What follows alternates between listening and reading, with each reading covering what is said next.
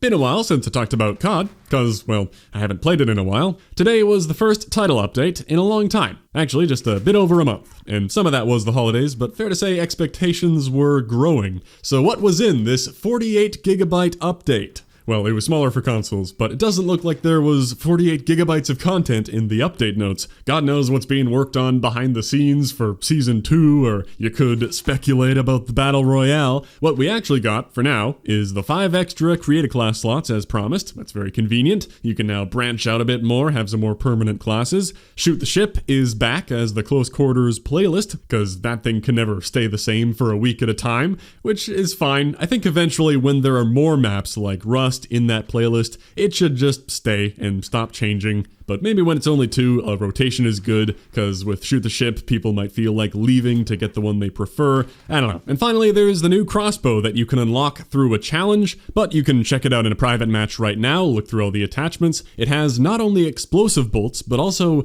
gas-tipped and thermite-tipped bolts. Thankfully, the gas ones do not explode unless they hit a person. You can't just shoot every doorway and fill the whole map with gas. Honestly, I had the most fun with the default bolts. They're fast, and you can also retrieve them from the ground, but the thermite bolts might have some interesting anti-vehicle implications, not only for tanks, but what about thermiting helicopters and VTOLs, now that they're going to be easy to hit with it? To unlock the Crossbow, it isn't a mission challenge you have to activate or anything, it's just here on the locked weapon screen, and seeing this system is very reassuring for things like the Ram 7 and the Holger after the season is over. I thought a mission challenge would work well to be able to earn them, but maybe they're going to gain a challenge similar to this, which I think is an excellent way to handle it. Back to the Crossbow, you don't need any guide for how to unlock this thing. It's a very straightforward, pretty time-gated challenge where you have to get 5 kills using a marksman rifle with a reflex optic in 25 games. So it'll take some time, pretty much like unlocking a gun through the battle pass. Just use your favorite marksman and play whatever short games you know you can get 5 kills in. If you can get in some shipment TDMs or kill confirms, those end in the blink of an eye.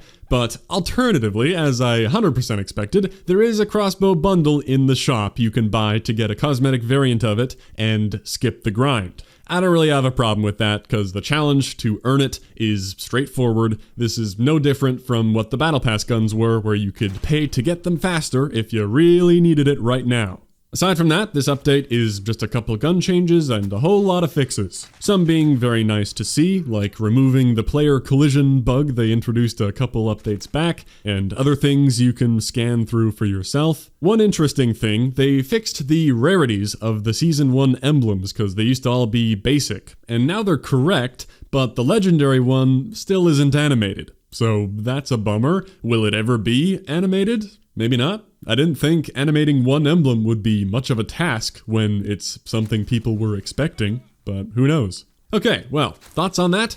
I mean, my personal expectations were not higher than this. I can see how this isn't a very exciting update after waiting a month, but we won't be seeing a big content drop until Season 2, which is now 3 weeks away instead of 2. Yeah, so it doesn't feel like a lot happened, but the game is in a better state than it was before. I hope, unless there are tons of other bugs that are going to pop up from this update that I don't know about yet, because that does tend to happen. I already heard of some people getting an error about corrupt data when they try to download the update that literally tells you to reset your rank and unlocks to continue. You wanted prestige mode back so bad? Well, Infinity Ward has provided. Apparently they're telling people to not click yes or no, just close the application while they investigate. Off to an amazing start.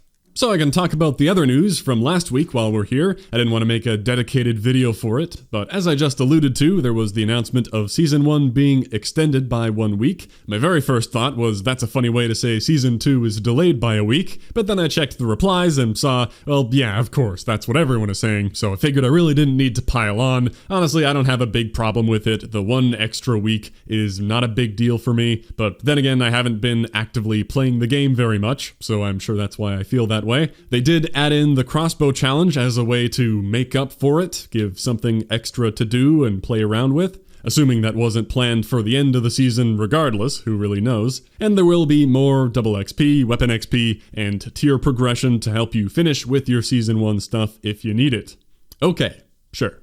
Out of everything, what I was most excited to hear about last week was a little Joel MZ Reddit comment confirming that they are actually working on those weapon mastery calling cards, Modern Warfare 2 style, that have been requested a few times. They were supposedly in visual development last week, and they have a few steps to go through and will be pushed out in a near future update. No ETA, but they are working on them. Maybe that'll be ready for Season 2 on the 11th or shortly after, and that's awesome. Exactly the type of basic, long-term mastery goals I think should exist in the game. Something totally optional to shoot for that's there for the players who want it. When I was talking about this idea in the Damascus video, before there was any confirmation, I said that I didn't really need them to be calling cards, and it would be cool if there were a Chrome Tiger style expansion on Damascus, where you needed to get 1,000 or 2,000 kills with every gun, or a similar thing for headshots, to earn an upgraded version of the Mastery Camo. I preferred that because it's something you can actually use and show off in the game a bit better than a single weapon calling card, I think, as nostalgic as those are, but I'm totally on board with the calling cards as well. The one thing it needs to be great is for there to be one single reward that proves you did all of them. Otherwise, it's a big pile of calling cards that will be somewhat satisfying to collect and check off the list, but it's that final mastery reward that brings it all together. Like, getting gold on every gun wouldn't be nearly as motivating or satisfying if there were no Damascus at the end. You may as well just get gold on the guns you like and stop there. So please, I really hope there is a mastery reward, even if it isn't an upgraded camo, at least an animated version of the calling card. That would be cool. As far as what I think should be required, the old Modern Warfare 2 requirements are actually pretty good. Unlocking attachments is irrelevant though, with that being tied to the weapon level and the camo, but the 1,000 and 2,500 kills sounds good. Then the 500 and 1,000 headshots, I think those are some reasonable numbers,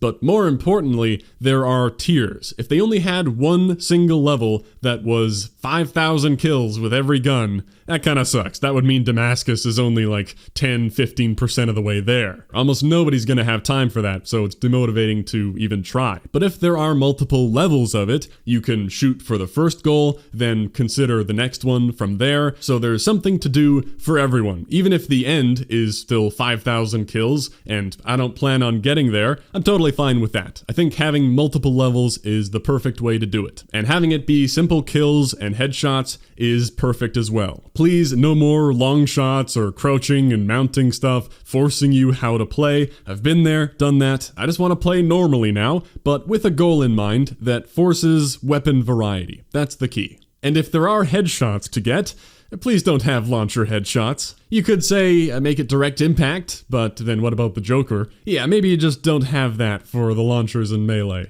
But I'm sure they'll think it through. They always do.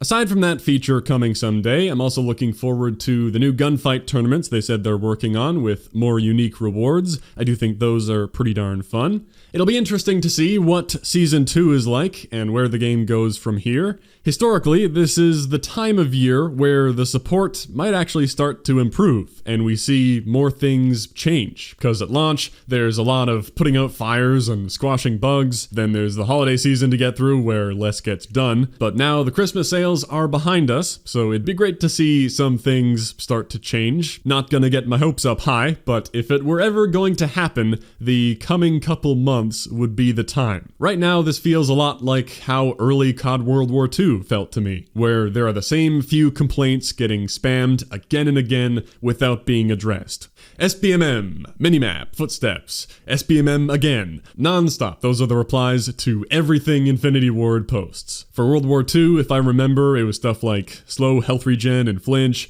limited sprint and slow sprint out times, the limiting divisions and basic trainings. And well, it took until mid-February for Condrey to head out and for things to start to change in World War II, then April for the full division overhaul to happen. So we'll see what's in store for this game. Things could very well start to change in Season 2, but I suppose no point in speculating any further. We'll end it there. Thanks for watching. I'll catch you next time.